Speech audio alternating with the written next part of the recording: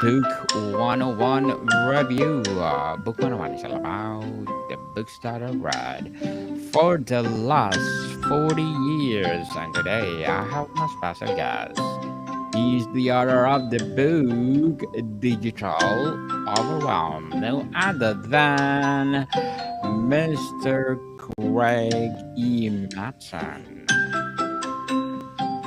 Welcome to Book 101, Mr. Craig, and can you please introduce more about yourself? I'd be so pleased to. Thank you, Daniel, for making space in your show. I'm glad to talk with you. I think of myself as a teacher and a researcher, which means that I am both someone who's trying to figure things out for myself as a perpetual student, but I'm also always trying to help undergraduate and graduate students figure things out as well. And one of the areas that I've spent a lot of time researching and teaching about has to do with organizational communication, which is often where we feel digital overwhelm. Certainly. Mr. Greg Mattson, thank you so much for sharing your talents to the world. So, what factors contribute in the sense of being flooded and pointless in a modern work environment? What factors? So Yes. many factors. I spent 2022 talking with a group of interviewees that I called quarter lifers. I didn't Yes. come up with that term, but that refers to people from the age of roughly 20 to 40. And I asked them how they were coping with work culture in that time. And yeah, I heard lots of factors, Daniel. I heard about relational factors, trying to get along with the supervisor, trying to get along with coworkers. I heard about personal and domestic factors like trying to, run a business out of your home while your kids are small and running around. I also heard quite a lot about technological factors, and that's why I wrote this book, Digital Overwhelm. I was trying to explore the ways that rapid technological development intersects with some really big human feelings. And I named that digital overwhelm. Certainly. So, how does rapid technological development impact a mid career professionals differently and early career individuals? Hmm.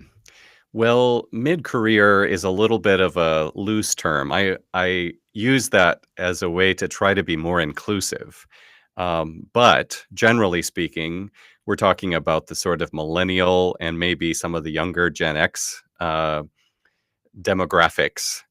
Early career would be more like, Gen Z, just getting out of college or, in their late 20s even. But your question is, how do they experience technological development differently? It is Sure. pretty different. So people in the young Gen X and elder millennial category very much remember life before the smartphone. They remember life before digital spaces were so prevalent for us. Gen Z would be much more native to it. They would feel, in some ways, it's always been the weather in their lives. So it is interesting, as I've been interviewing Gen Z folks more recently, to hear that there's a kind of movement towards the analog and the sort of do it yourself, do it by hand, low tech sort of interest. Whereas some of the older folks sometimes have a hard time getting off their phones. So there are interesting sort of back and forth movements here. But I think the larger point is we all feel like technological development is moving super fast. We just tend to respond to it in different ways. Certainly. So, what are the common signs and symptoms of digital overwhelm in the workplace? Well, I think one of the most familiar signs is an inability to focus on a single task. There's a kind of bumblebee approach to work where you're kind of flitting from task to task and never, rarely bringing something to conclusion. even more importantly, you're rarely able to kind of sink down deep into a task and do what Cal Newport has referred to as deep work, where you have this kind of sustained focus. I was talking with somebody the other day who described his experience during the pandemic, and he was saying like he did a lot more reading than he was used to doing. He just had more time for that, and he said my brain felt better. And I think sometimes the digital overwhelm that we feel in the workplace makes our brains hurt. I think it also registers as sometimes not only a kind of distractedness, but it could also be a sort of animation and excitement. Like it can feel good, like drinking caffeine feels good to, engage a new technology and see its new capabilities. So I don't mean to be totally down on this experience in the workplace. Sometimes it's sort of energizing, like drinking a strong cup of coffee. But there's usually we have to come down from that at a certain point, and that's when things get more difficult. So those are a couple of symptoms of digital overwhelm. Very well said, Mr. Craig. Very well articulated. So, how has the post pandemic work landscape intensified feelings of digital overwhelm? Yeah, that's a good question, Daniel. So I'm getting a little bit out of my lane here because my research was very much centered in 2022. And I have continued to interview people on my podcast, which isn't really formally, qualitative research or anything. But what am I noticing as I'm just trying to pay attention to the workplace? I think that digital overwhelm surfaces for us today in the workplace in the sense that we have so many different modalities of work, and it's hard to get consensus on what is the appropriate modality. So we have, the return to office mandates, which I think is a kind of response to the, digital overwhelm in a sense that the managers are like, I want to be in person with you. And then we have hybrid arrangements, and hybrid arrangements break down into different kinds of subcategories of modalities as well. So I think just the sheer proliferation of the ways that we're doing work today is one expression that is digitally overwhelming. And I'll just say one more thing. I was just reading this morning in a book by Oliver Berkman that work tends to seep into all the nooks and crannies of our lives today because it is so accessible, and it's so easy to sort of pick up a task for a moment and work on it on your phone or on your laptop. Just sort of open that even late at night. You might be, oh, I forgot to send that report, or oh, I should tie down that list, or I could send 2 more emails here. And that, I think, feels in the moment productive, but it can be really exhausting as that sense of like work's pervasiveness accumulates for us. So those are some observations, a little bit unlicensed and uncertified, but some general observations about work life and digital overwhelm today. So, Mr. Craig, let's talk about strategies for coping. What Mm, practical frameworks does your purpose for managing digital overwhelm? mhm. Overwhelm. Well, the first thing I think I try to say and try to remind myself, Daniel, is that you can't manage it. Like, it's not something you can control and master. It's not something you can finesse. So I Yes. think humbly saying it's too much, it's just excessive. I think that's an important first step. Embrace that overwhelm, just freely, humbly, candidly admit it. It's too much. You're never going to get complete control of it. The development of artificial intelligence is making us hyper aware of how quickly things are developing.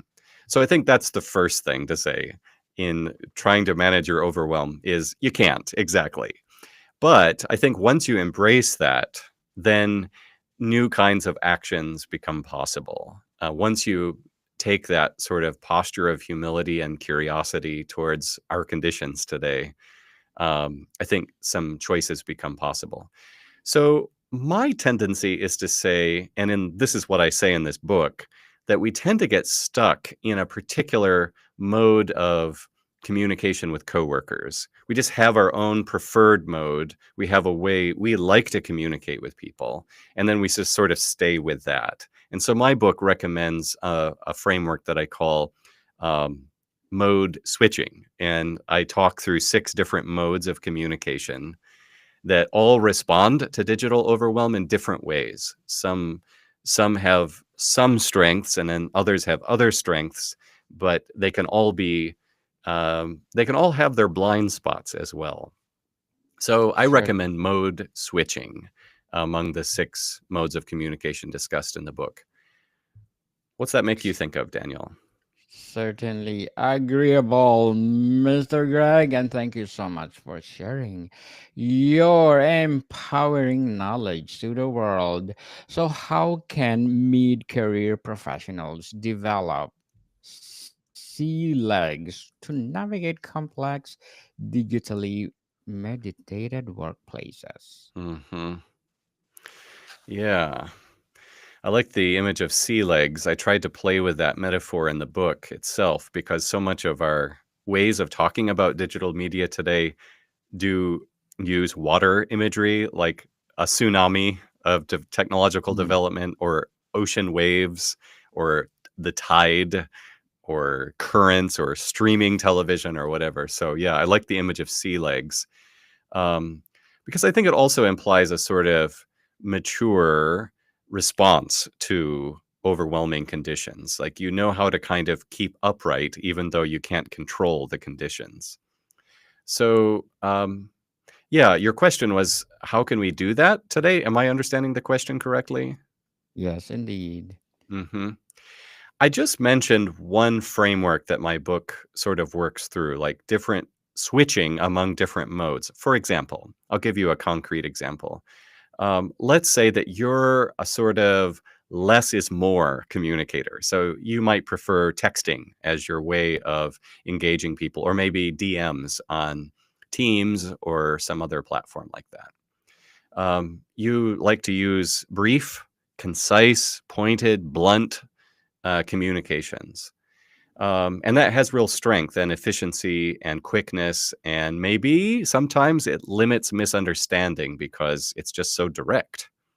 But on the other hand, some of your coworkers might experience that communication as too blunt or too sparse, and they might be inclined towards a big, fat, long email, and that's their preferred way of communicating. And so, still other people might say, we never really come to understand each other until we speak face to face. So, all these modes are good and valid, but learning to be communicationally flexible and to move among the 6 different modes I discussed in the book, I think is really the wisdom that we need for the workplace today. Certainly. So, what techniques can be employed to craft authentic and efficient digital communications? Mm. Mhm. Well, one thing I've played with is to say that when you put out a digital piece of communication, like an email or a text, or even if you engage in a video space like you and I are doing right now, um, try to bring with you into that communication the values of speech communication. So the values you practice when you voice a message to someone else. So, for instance, sometimes people can be a little tone deaf in their digital communications. They're kind of forgetting their voice in their communications. And so, in my chapter on email, I explore the ways that we could alter the volume of our email, like its force, its amplitude, or we might change the pitch of the email, or we might alter its quality. All these are vocal terms, and I don't mean them literally. I just mean them figuratively speaking. But they offer us a way to think about our digital communication that I think is a little bit more humane and and is a pretty reliable guide. It doesn't always work, but it's a pretty reliable guide. If you're trying to think, how is this text going to come across? Try saying it aloud and see how it sounds. Very often, that's a good, Yes. simple way to stay human in digital spaces. Certainly, very well said, Mr. Craig. Very well said. So, what would be your advice for those people out there that thinking, "Oh, my goodness, I'm too much overwhelmed about Mhm. digital." Well, I'm with you. That's the first thing I should say. I wrote this book because I feel it too, and I wasn't done with it when I had finished the book either. I mean, it takes a while to write a book, but I still was digitally overwhelmed when I was done. So I don't think it's easy to eliminate. I think we have to be kind to one another, be patient with one another. I feel this sometimes in meetings. Some days I am just not able to resist the temptation to check various notifications, or did that person respond to the email, or how is my podcast rating going, or whatever. And I'm Sure. embarrassed about that and ashamed about Yes. that. And I'm grateful for my colleagues when they're patient with me. When I'm working with students, I really try not to give very strict rules about, the use of digital devices in the classroom. I try instead to offer invitations. Like, I try to cultivate in the students, I try to invite them, let's say, into a space of mindfulness. Like, what's going on with you right now, technologically, digitally? How's it going today? How distracted are you? How Yes. much are you succumbing to what's going on? And just sort of raising awareness for that, helping students to pay attention to their digital contexts.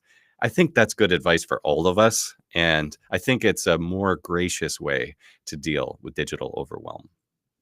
Fair enough. And thank you for your advice, Mr. Greg. You're welcome. So, what would be your advice for those people out there? No, I mean, what would be your short-term and long-term goals in writing as well as podcasting? Hmm. Oh, well, thank you for asking about that. I appreciate the format of your podcast, so I want to say Thank you. that. Um, I like the book review idea. I think it's very smart, and I'm grateful for it as as an author. Short-term goals, yeah, I think it's hard in the podcast world to build an audience, right? There are so many podcasts today. I work on Oh, a very. team of intergenerational podcasts. Well, there's about 5 of us on the team. Kind of goes up and down, 1 or 2 each week, depending who's available. But I would love to build a larger listenership, kind of connect with more people through the podcast. I feel like there's a good conversation going on about work culture. It's called the Mode Switch Pod. And I'd love to, yeah, connect my team with people who are really trying to figure out what's going on in my organization and in my job today. Something strange here. What's up? And I think conversations like this can help. Long-term goals, I'm working on another book. It sort of arises out of this book.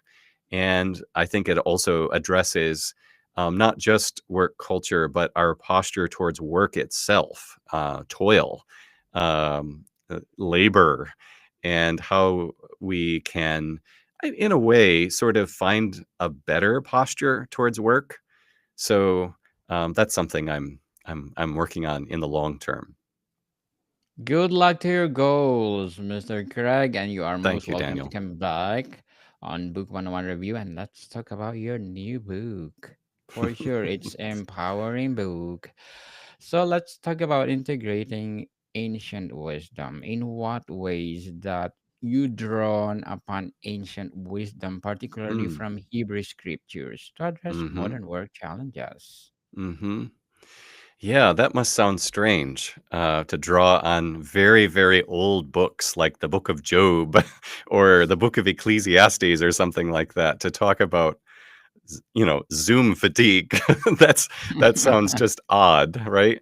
But I have found that drawing on older books like the Hebrew Scriptures, which are very important to my personal faith, um, can be a sort of resource for people who don't even share my faith, who have a different religious orientation or no religious orientation.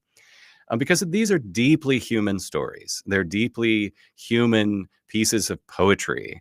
And because they're so old and because you know, they've been in so many conversations over the millennia, I find it's useful to go back and, yeah, renew my own kind of claustrophobic, perspective, open myself up to an older and maybe bigger perspective than I might have otherwise. Sometimes it feels when I look at one of these, when I read, say, something like the Book of Job, it sometimes feels like I'm seeing the horizon. You know how like you're walking down a suburban street or something and you see trees and houses, and then maybe you get to the end of the street and there's a park, and all of a sudden you can see where the sky meets the earth, and you just have this sort of bigger sense of the world, right? And I Yes. think that's sort of the experience I get when I read an ancient text like the Book of Ecclesiastes. Certainly, totally agree with you. Classic principles are one of a kind. You will Mm, learn from them, mm, and for sure, like relativity. Until now, we're still using it by hmm, Einstein, right?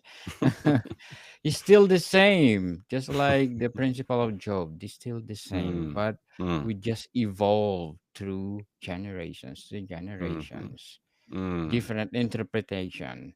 So, mhm. Mr. Craig, what lessons from biblical wisdom literature are most relevant to today's Mhm. professionals? Well, I- I'll say really quickly that the book of Job is about a man who is in deep suffering. He's lost Yes, his family, he's lost his wealth, he's lost his dignity. And these three friends come to talk with him, and they are very small-minded friends, unfortunately. And they are convinced that he must have done something wrong, that all these terrible things have happened to him. And Job basically defends himself and says, "No, I didn't do anything wrong. I don't think. I mean, I'm not perfect, but I didn't deserve this." And finally, at the end of the book, after he has an encounter with the divine, with a voice from the whirlwind, as it says, um, then he gives up on his project in trying to defend himself, and he says, I'm going to stop that, and I'm just going to return to my community." And he does so, and in the beginning of the book, he's a very wealthy man who is is like a philanthropic sort of figure in his community. But at the end of the yes, book, he is a recipient. He receives gifts from his community. And so I like the way the book is sort of like a give and take kind of understanding of community. There's reciprocity, there's giving and exchanging, receiving and exchanging. And so I think as we're in digital spaces today, as often as we can, it's a good idea to remember that our communications that we receive and the communications that we give are potentially uh, gifts, life-giving gifts. So I don't think we can do that all the time, but as often as you sure. can, try to give and receive your communication as a gift.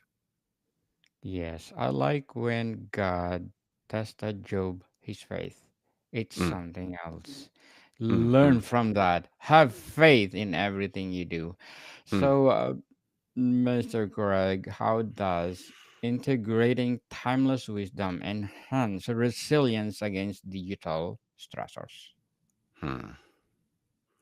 Well, I think one of the things I learned by, spending time with people like Job and the teacher in the book of Ecclesiastes, the philosopher there, is you Yes. realize humans have always been overwhelmed by something.